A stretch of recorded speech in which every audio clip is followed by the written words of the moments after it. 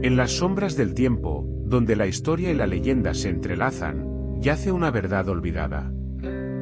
Estamos en las profundidades del siglo XVI, donde las sombras de la historia se entrelazan con los susurros de la leyenda. Emerge la figura de Margareta von Waldeck, una joven noble cuya vida fue marcada por la belleza, la intriga y una muerte prematura que aún hoy suscita preguntas sin respuesta. Nacida en 1533, Margareta era hija de Felipe IV, conde de Waldeck-Wildungen, y de Margarete de Frisia Oriental. Desde temprana edad, su belleza fue objeto de admiración, pero también de envidia y codicia. Tras la muerte de su madre, su padre contrajo matrimonio con Catarina von Axfeld, una madrastra conocida por su severidad.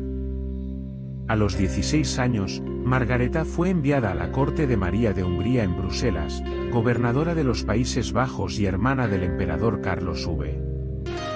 Su presencia en la corte tenía un propósito político: mejorar las relaciones entre su familia y el emperador, y abogar por la liberación de Felipe I de Hesse, prisionero tras la guerra de Esmalcalda.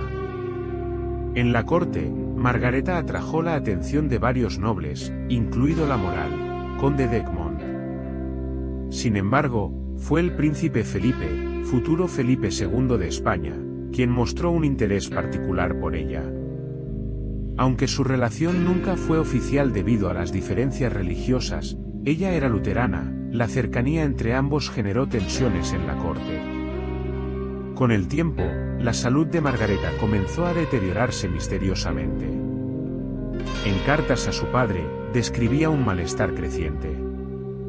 El 15 de marzo de 1554, a la edad de 21 años, falleció en Bruselas.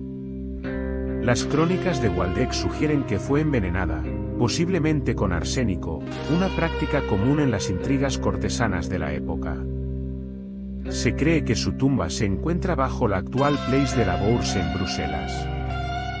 La historia de Margareta von Waldeck se convierte en un eco sombrío que resuena en el cuento de Blancanieves, recordándonos que, a veces, la realidad supera a la ficción en oscuridad y tragedia. ¿Y qué hay de los 7 enanitos? En las profundidades de los bosques de Hesse, donde la niebla se aferra a los árboles y el viento susurra secretos olvidados, se encuentra Bad Wildungen, una ciudad que oculta una historia tan oscura como fascinante. Durante el siglo XVI, esta región era conocida por sus minas de cobre, propiedad de la familia Waldeck. En estas minas, no eran hombres robustos quienes extraían el metal, sino niños pequeños, vendidos o forzados a trabajar en condiciones inhumanas. La desnutrición y el agotamiento deformaban sus cuerpos, otorgándoles una estatura baja y una apariencia envejecida.